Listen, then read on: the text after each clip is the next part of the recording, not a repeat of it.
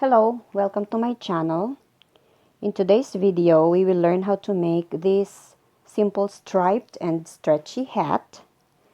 And we will work flat, continuous, back and forth. No decreases or increases. We only make sure that we have a consistent number of stitches. As you see, it's striped. So we will use a combination of two colors. And you might want to think about the colors of your favorite sports team, like the one I've got here.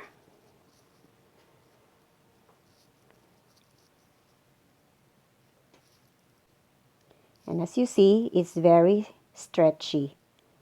Other than making chains, we will use slip stitch all throughout. And we know back and forth slip stitch in crochet is known for its stretch. Crochet along with me as I make a hat for a child. Foundation chains or your foundation chain counts for other measurements as well as the gauge can be found in the description below.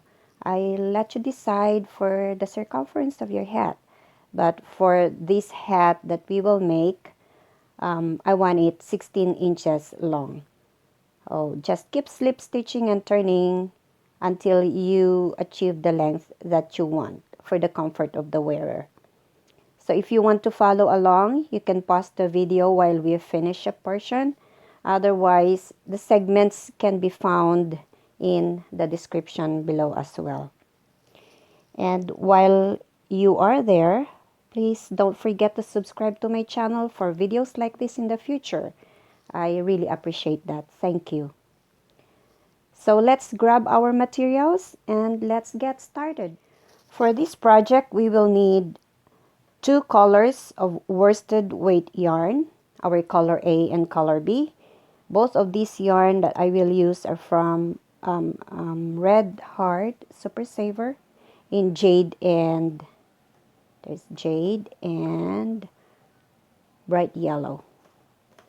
And of course, we will need our scissors and darning needle, and the most important, our size L, I don't know if you can see it, or 8mm crochet hook. And this is just a personal preference, an extra crochet hook smaller than our size L hook. For this particular, it's size J. With our color A, we begin by a chain of 30 plus 1. Okay, so you can start your chain in any way you want. You can make a slip knot or not slip knot. Okay, so that's 1, 2. Make sure to chain loosely because we will be picking up the bumps at the back of our chain. 2, 4, 6. Now I have here 30 chains and I will make one more chain as I turn my work. Okay, as I said, we will be working at the back bumps of our chain. So that's the front of your chain. There are sets of V's, and when you flip it over, you see the bump that connects every V. So that's where we will work our slip stitches. So I will put my hook in that first bump and grab a yarn over and pull through 2 loops. That's how you slip stitch. Okay, again, slip stitch all throughout. That's the only stitch we need to do for this project. Slip stitch, grab that bump, and then slip stitch. If you tend to crochet tight, what I do is I just insert my hook in between my bump and my lower leg here. And then on my way back with my hook, I grab that middle loop or the bump. And then go ahead and slip stitch. Alright, so we will do that all across. And I will meet you at the end. Okay, now I have here my color B. And once I'm done with that last row for my color A, I just make a chain 1 to connect my color B from my color with my color A. Okay, where is that? And then pull your color A to tighten, and then you turn your work. Make sure that your working yarn is at the back of your work. Okay, so you turn like that, not the other way around, because your working yarn will end up in front, but we want it at the back of our work, just like this. Okay, and then the next row for our color B, we pick up the back loop of our stitches. So you can see the V's there. We will pick up the back leg. Alright, so I will insert my hook right there.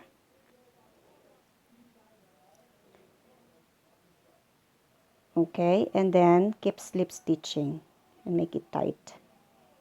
Tighten a little bit. But we want it loose enough so that our crochet hook can get in. Alright, so we work on the back loop or the back leg of our V stitches. Okay, so we'll just keep slip stitching like that.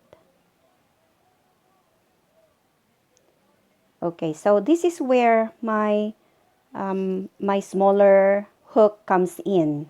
It's just a personal preference. It's up to you. If you're comfortable with your larger hook, then keep using it, keep working. But I want my smaller hook, and I want to work loosely, just like that. I tend to have a tighter slip stitch using my larger hook for some reason, but with a smaller hook it's easier to insert that, and just make sure it's big enough. But I'm surprised that it doesn't make a difference. So the more looser our stitches, the more squishier our work. Okay, so just keep slip stitching like that to the end. Okay, I will meet you at the end.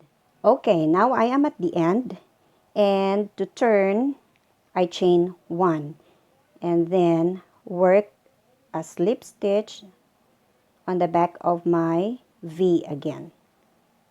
Work slip stitches. Okay, just keep working. So take note that in every change color, we do 2 rows. Okay, and you keep slip stitching, and my goal for this project is to make it 16 inches. Alright, so I'll work off the camera and you work yours, and I'll be back when I have my 16 inches long piece. Okay? Okay, I have now my 16 inches work done. I trimmed my color A and I kept my color B. Make sure that you end with your color B. Okay, so we will be joining the 2 sides together. Alright, so to join, make sure again that your working yarn is at the back. Okay, you end up with a slip stitch and you add 1 more chain at the end. So I chained there. Okay, I don't have to unravel that. Alright, so just make sure, before you start, make sure you have 30 stitches with your B yarn and 30 with the A. Okay, to join, we will be joining the back loop of our stitches. That's why in the beginning, we pick the back loop of our V's because we want those V's, you know. So we will pick up the back leg of our color A yarn here, and then the back leg of our color B yarn. And then we have 3 stitches in our hook and slip stitch all those 3 yarn or loops. Okay, keep working, pick up the back loop and then back loop of the B, slip stitch. Make sure you are maintaining, if you're using a smaller hook, make sure you are maintaining your size L. Okay, and then slip stitch, just keep slip stitching the back loops.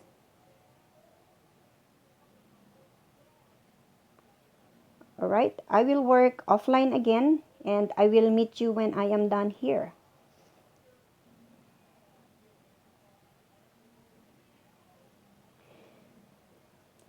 Okay, I am done slip stitching and I fasten at the end. So you can see the V's of your slip stitches. So by the way, this is not reversible. Okay, so if we look at the back, the front, the joint disappeared. So there are my yarns, there's my joint, and you can tell the joint. That's cool, isn't it? Alright, so now I'm almost done. So there's my joint, and even if you stretch it, you can tell where it is. Alright, so I will the next thing is we fasten our ends. I trim my yarn, fasten and trim it, and I will be back for the crown. Okay, before we go to the crown, I would like to emphasize that I will be using this as my edging of my hat. So I will be closing this end, and this end will be the forehead part, okay, or the what do you call it, the end of my yarn of my hat. All right, so I would like to follow the pattern of my changing colors here, and what I do is yellow goes to yellow so that the pattern will not get loose. Okay, so I do it like that.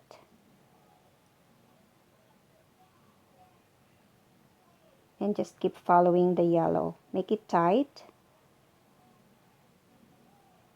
Okay. And then go under the color A. And then join again your yellow. Oops.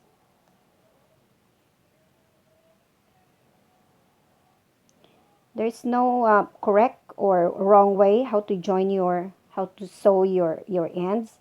So that's just my suggestion. Just follow the pattern of alternating colors so you won't get lost. The pattern won't get lost. Okay, I will meet you when I close the crown of my hat.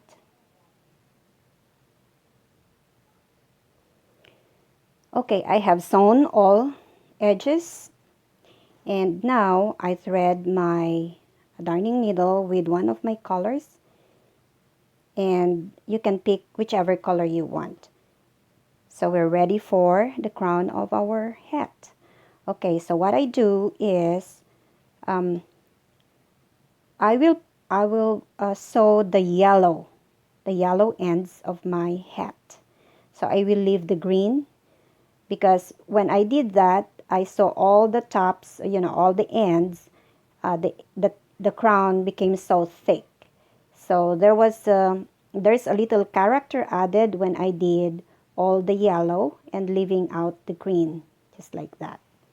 Okay, so you sew all the yellow and make sure to go under, not just one, but I want you to go under those two, the first V, under that first V.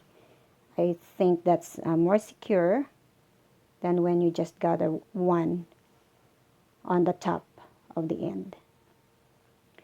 Okay, so you gather the yellow, so all yellow, and we do this twice.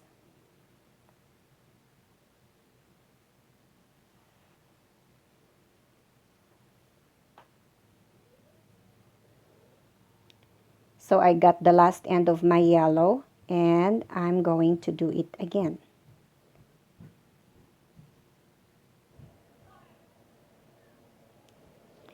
Okay, now I am at the end. So there's my first yarn, the tail end of my yarn. And so if you look, there are two yarns all around. I did that twice. Now at the end, we will pull that tight, just like that. Being careful not to break your yarn. Okay.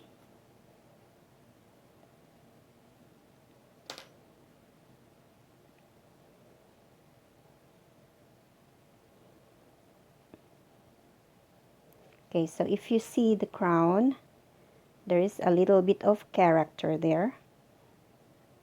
It's not too thick, like when we gather all the colors.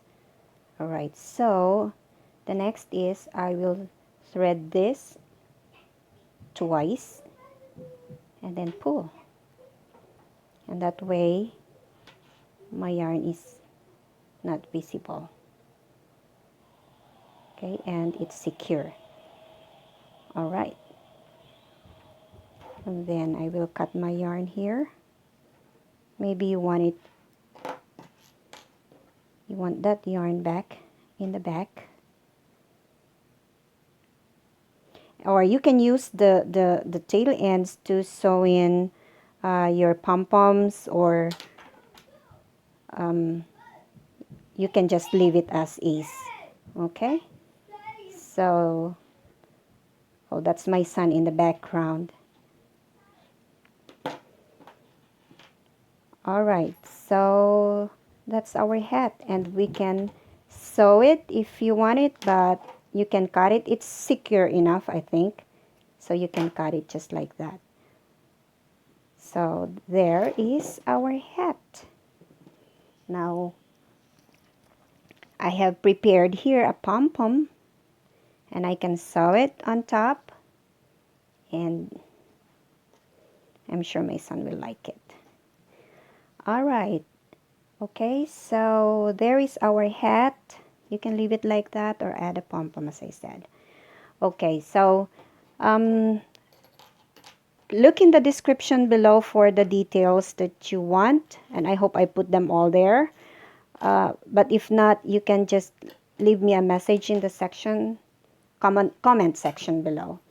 And again, while you are there, please subscribe to my channel for videos like this in the future. I really appreciate that. And for those hat lover, I also have a pattern if you knit.